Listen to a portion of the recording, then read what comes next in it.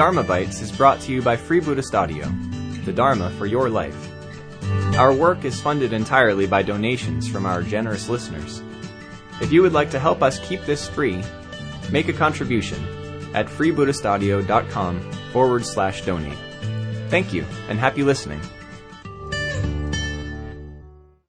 So, the Buddha's last words, the last two words that he spoke, according to the discourse, the Mahaparinibbana Sutta, the story of the last year of the Buddha's life. And these two words are with mindfulness strive on, Appamadena Sampadeta.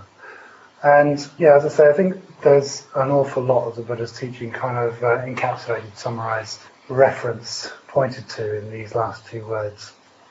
And it's an opportunity for me to give a talk on two really key and very connected themes, which are, on the one hand, mindfulness, and on the other hand, effort, the nature of the sort of effort that's involved in practicing the Dharma, practicing the Buddha's teachings. It's relevant from the word go, really, because the first thing we do on a drop-in class may well be to teach the mindfulness of breathing. And in order to practice mindfulness breathing meditation, you need to make some degree of effort, and quite what sort of effort is very much part of the art of meditation. So that's something I'll be going into in a minute. But firstly, mindfulness. Mindfulness is a bit of a sort of collective term that we're using to refer to a range of terms that the Buddha used. So he didn't have just one word that we're translating as mindfulness. There are three which form a bit of a group. So most of the time when the Buddha is talking about what we call mindfulness, he's talking about one of these three things. Appamadena is definitely one of them. The other two are sati and sampajanya. And I want to go into a bit about what sort of three facets of this state of mind that we call mindfulness, drawn out by these three terms. I'm not trying to be original. This is a teaching that I've come to an understanding of through my own involvement in the movement. But I thought I'd better put a caveat in that I did look up all these words before doing the talk this evening in the dictionary, Pali Dictionary, and actually they all come out with a translation that's just a cluster of words that mean something like mindfulness. And so I'm going to be making distinctions between these three terms that are drawing out three aspects of mindfulness. And that's a teaching that's quite current within our movement, but you won't find it in the dictionary.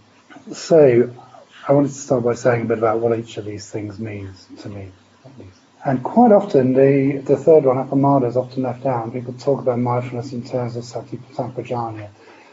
And the two qualities that are involved here are, on the one hand, a awareness of the present moment of your experience. So this is usually associated with sati. This is really being here now. It's very big in the Zen tradition. You may well have heard phrases such as be here now. And it's very much an aspect of mindfulness. And perhaps the thing to point out here is that it's not the whole story. It's a key aspect of mindfulness, it's not the whole story. Because there's also sampajanya, and that sort of is, in a way, is a balancing quality. And from sampajanya, we're looking at continuity of purpose.